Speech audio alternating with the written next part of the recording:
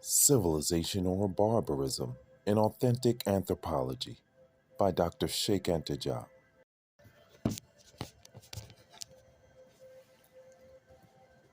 The AMP state can evolve toward the antique mode of production and end up as a slave system, the singular Greco Roman path.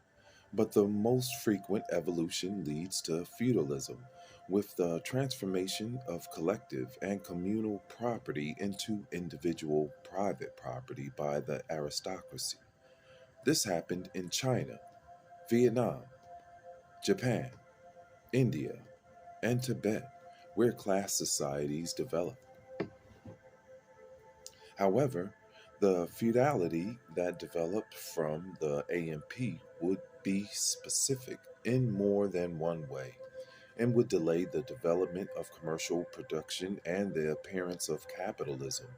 The specific traits of the AMP would subsist through feudality because of the permanent need for heavy construction. Even though it was not a question of feudality in Rome, it should be remembered that the mercantile productions did not engender a revolutionary dynamism exceeding that of the AMP societies as soon as the managerial systems became comparable.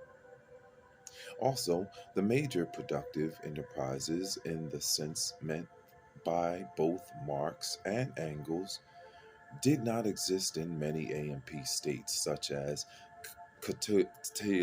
Katila's India, some medieval African states, etc.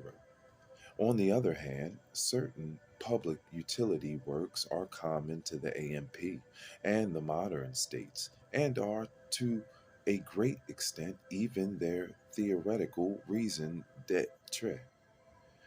Godelaire's reasoning then leads to the statement that revolution is not possible in states with major productive enterprises. Godelaire writes, if Egypt belongs to the AMP, it belongs to the most brilliant civilization of the Middle Age, during the time when man definitively breaks away from the economy of the soil, passes to dominating nature, and invents new forms of agriculture, architecture, mathematics, writing, commerce, currency, law, religions, etc. The AMP, therefore, does not mean stagnation, but rather the greatest progress accomplished on the basis of communal forms of production. But the author continues, the Western way is universal because it is unique, because it is not found anywhere else. Only the Western path of development has created the conditions for its own betterment. The universality of this uniqueness, this contradiction, is in life and not in thought. If it is not perceived, one ends up with theoretical powerlessness. All right. Jean Serre Canale. Traditional societies in tropical Africa and the concept of the Asiatic mode of production.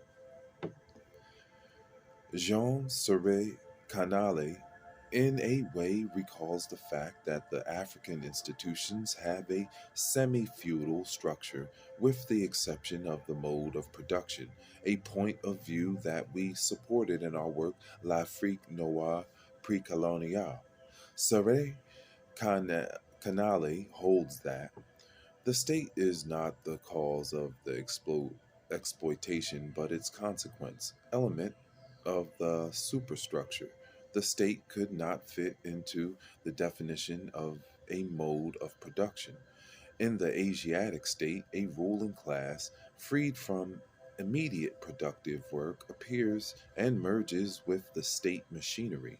As such, the uh, as such, the latter has not yet disassociated itself from the society that gave rise to it.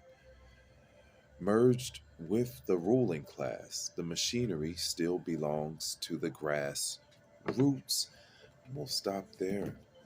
Pick back up civilization or barbarism. I'm Uriel. Hi,